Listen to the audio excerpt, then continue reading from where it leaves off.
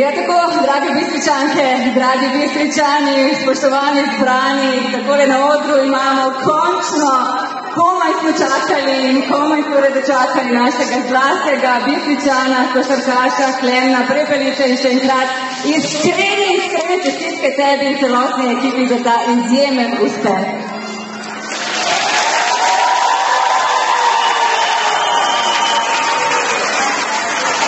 Ja, prvo bi vas rad vse pozdravil, se vam zahvalil, da ste prišli tako veliko številu.